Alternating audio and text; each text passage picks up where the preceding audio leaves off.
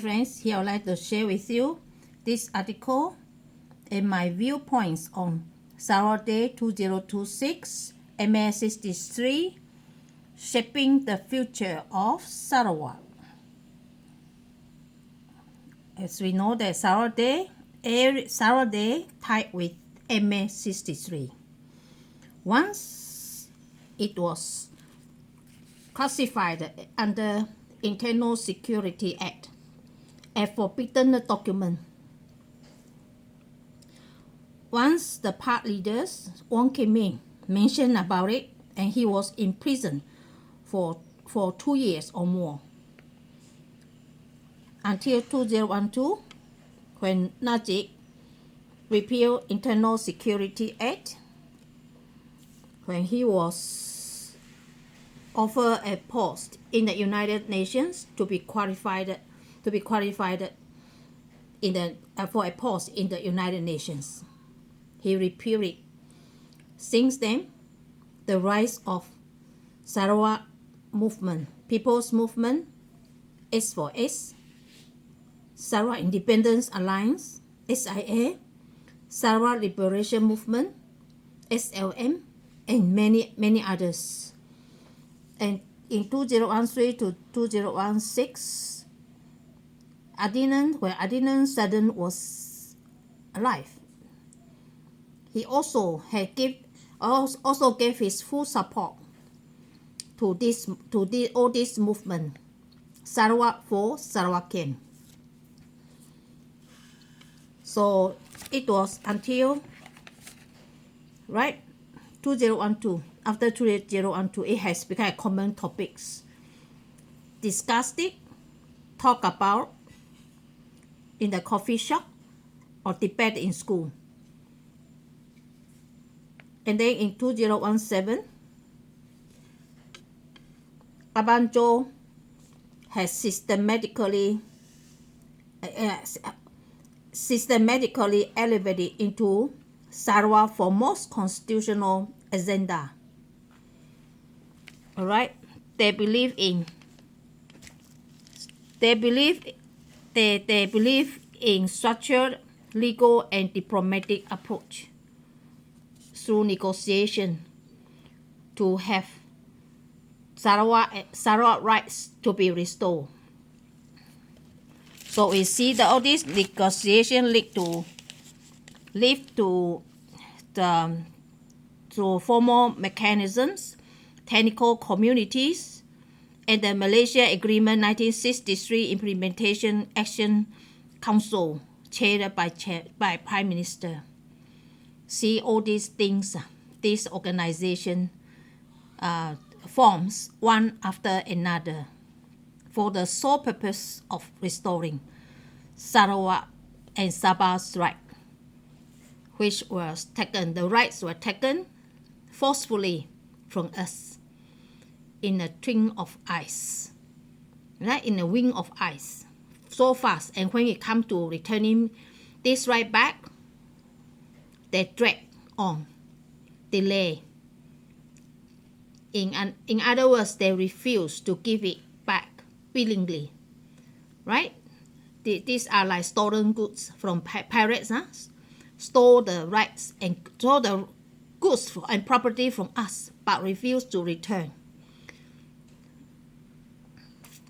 unless we go through all those difficult process to get them back. This is what I see.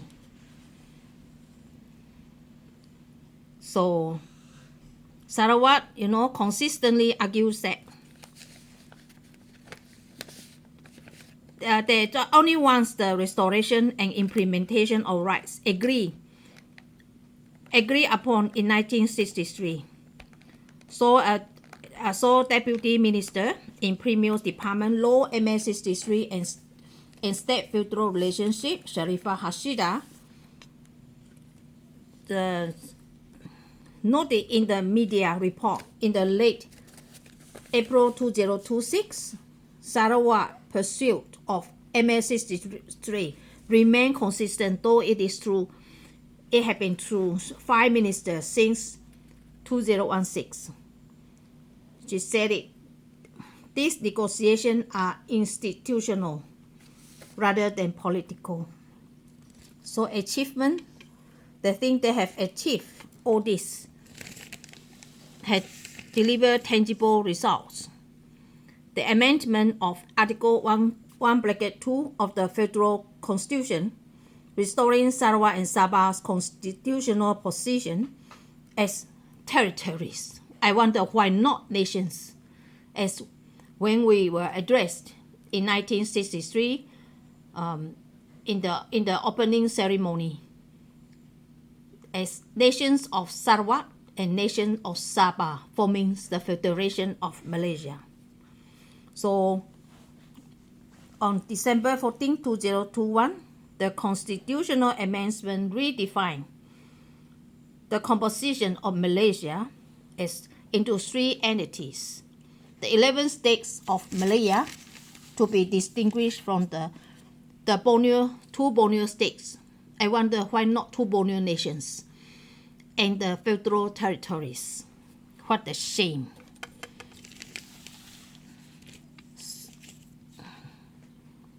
So this historical update was designed to align, the Constitution with MA 63. So the amendments restore the position of Sarawak, the original position of Sarawak and Sabah as equal partners in the formation of Malaysia. We see no equal partnership in this relationship in terms of operational expenditures and development allocations, funds, and the parliamentary representations for all these years, for the late 58 years, more or less. We see no equal in partnership in the relationship in the Federation of Malaysia. We have always been shortchanged and at losing end. Many see it as symbolic, but some experts see it a big step forward. Since Malaysia's formation. So they see it as another breakthrough that GPS government feel proud of is the breakthrough, to be the breakthrough with the recognition of Sarawak's Public Works Department, JKR, Departments of Irrigation and Drainage, DID, and Rural Water Supply Department to be upgraded as technical department, meaning that federal funded infrastructure projects under 50 million Sarawak, these departments have the right to implement. More than that, Malaya control all. They want to manipulate and control all. But due to the force of the situation, they have to give up some rights, give back some rights. And the GPS group of leaders are so happy, right? Are so happy with this little restoration. So for the return of Bintulu Port, Sarawak pay 1.8 billion. That is 1,800 millions to get the port back. There's nothing to feel proud of. So saying that Sarawak authority over gas distribution has expanded significantly through this legislative amendment and commercial arrangements. That is no longer 5% royalties. We ask for 20%. That is too little. We still consider too little.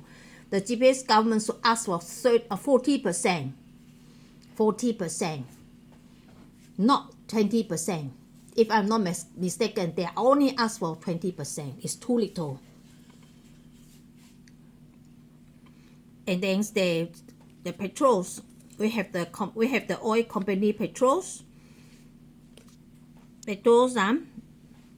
involved in they are participate in the management of Sarawak own natural resources. Yes, I think this is some achievement.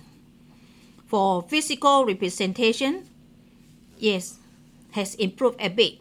We have Sarawak and Sabah have 2 permanent representatives in the Inland Revenue Board. So these 2 Borneo nations have a direct voice in the federal taxation matters. But I don't know how effective, how efficient they are in how much power they have in obtaining the information for the improvement of as long as this federal taxation for the federal taxation matters. Will Sarawak get back the legitimate proportion of the revenue collected from us? At least 50% should be returned to us. So they see another breakthrough is the process of Borneoization of federal public service position in Sarawak to have achieved 87%, meaning that 80% of the federal posts in Sarawak are held by Sarawakian. The city, these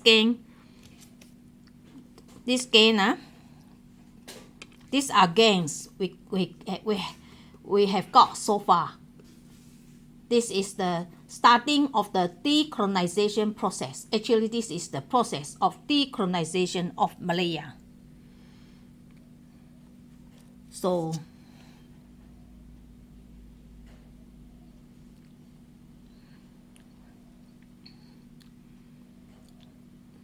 as hoping that what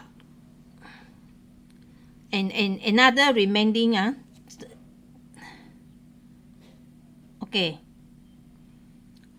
though this signifies a gradual shift towards restoring the balance originally envisaged under MA63, hoping that there will be balance. What rights we have should be restored properly, not colonize us, not taken all the rights from us.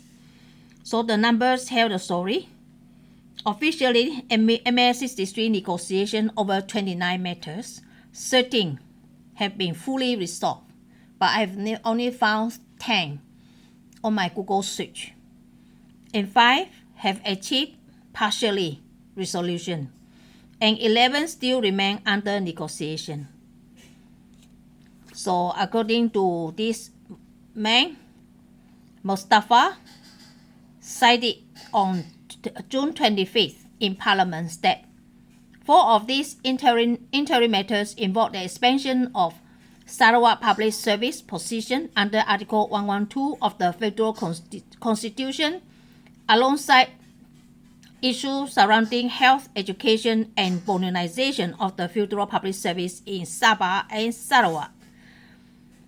He said the remaining 11 outstanding matters are being collectively monitored by Sarawak and Sabah Affairs Divisions acting as secretary, alongside all stakeholders at both the federal and state government levels. It is taken away. All our rights have been taken away, were taken away easily and fast. When it comes to returning, it took them years, decades, or more. They just want to delay to return the rights of Sarawak. When things taken away from us, property that have been taken, return, that's it. Based on what happened when your cars were stolen. That means that you return the car, that's it. Car to be returned. Why it make things have become so difficult? Returning the rights of Sarawak, like returning the goods, stolen the goods by pirates and robbers. Why things are made so difficult? I wonder why. Okay, what remain unresolved? All right. The special grant under Article 112D of the Federal Constitution. As long as money is concerned, they refuse to do it fast and easily. Sarawak, of course, insists that existing formula no longer reflect present-day realities and seek a revised mechanism that more accurately represents federal revenue derived from Sarawak to be returned. At least 300 billion, at least 150 billion should be returned to Sarawak. As reported by the Borneo Post on March 15, 2026, discussions on Article 112D formula remain ongoing at committee level. Merry-go-round this all for at least in next 10 or 20 years, or will never be resolved. So seeking increased parliamentary representation for Sabah and Sarawak, yet to reach a conclusion, we are only asking for 35%, not 66%. It's supposed to be 66% for Sarawak and Sabah, each 33%, 33% for each nation to have 33%, and Malaya 34%. There are 3 nations in the Federation of Malaysia, should be shared in this way, arithmetically, mathematically, right? Logically, and also logically. So Sarawak and Sabah currently only has 25%. That means that we only have 56 parliamentary seats against 166 parliamentary seats held by Malaysians.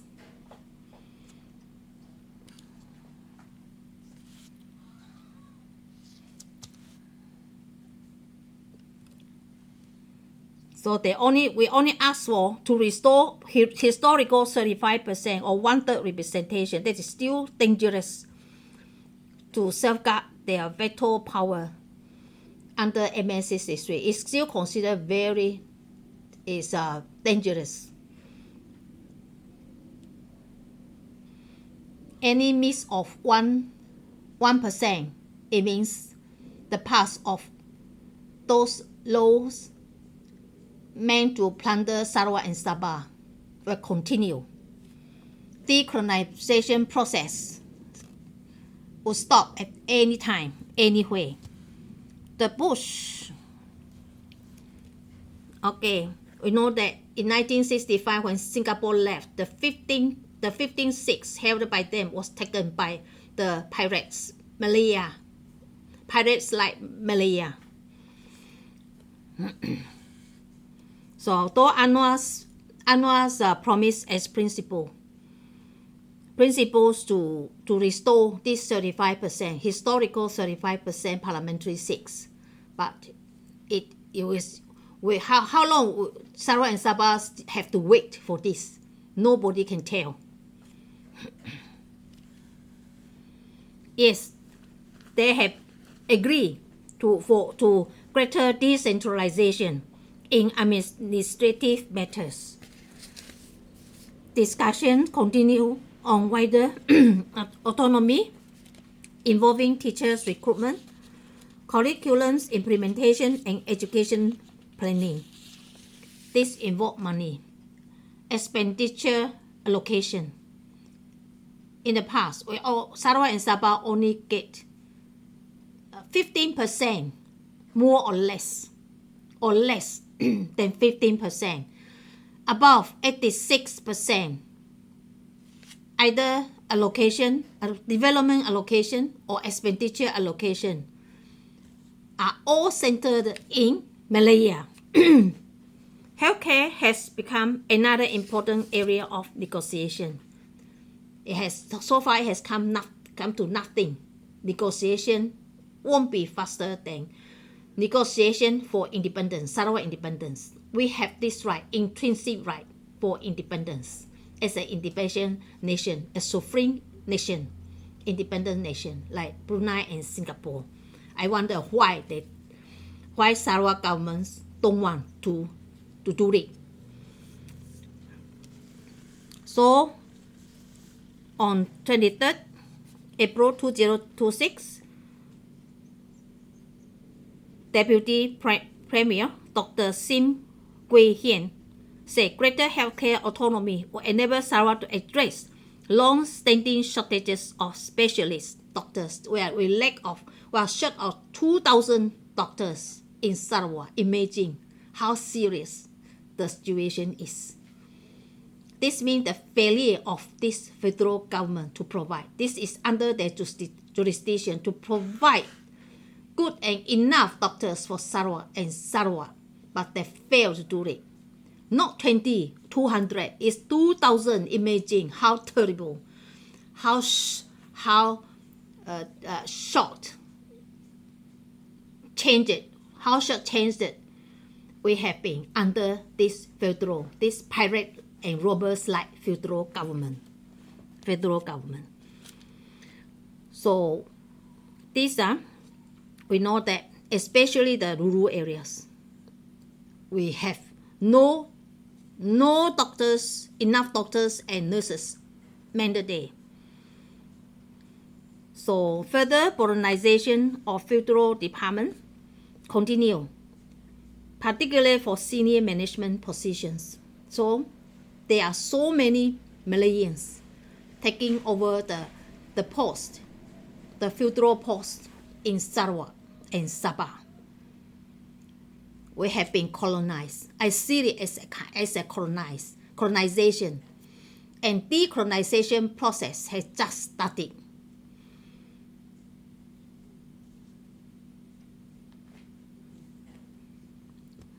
Negotiation finally come to nothing.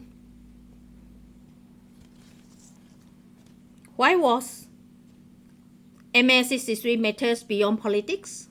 The implementation of MS-63 means that Malaya can no longer practice colonization in Sarawak and Sabah. Decolonization process meaning that we will be treated properly according to MS-63. Though MS-63 in my eye is the colonial minded documents written in favor of Malaya. But these GPS leaders still believe in legal arguments, historical documentation, and institutional engagement to get back the rights of Sarawak. 63 years later, yes, it's continued. It is a living framework. It's living framework. How well it shaped Sarawak, nobody can tell, because the enforcement of colonization is still strong everywhere in the two Borneo nations. So this from this constitutional recognition is means so it is just symbolic to many of us. So greater administrative autonomy to enhance physical participation and increase control over strategic assets. This is a decolonization process. There is some improvement. Yet some of the most consequential chapters remain unwritten. Anything involves, they refuse to devolve their power and to decentralize. This is the mindset of colonial power. That's why MS-63 continues to dominate every Sarawak day. We need stronger leaders than GPS leaders to get our rights restored we are better present ourselves as a sovereign nation than in the federation. So to me, succeeding the Federation of Malaysia is the most effective way to get back all our rights, to manage our own resources, natural resources, for the proper development of Sarawak and Sabah. So MS63, what is achieved and what is still pending. All right, thank you.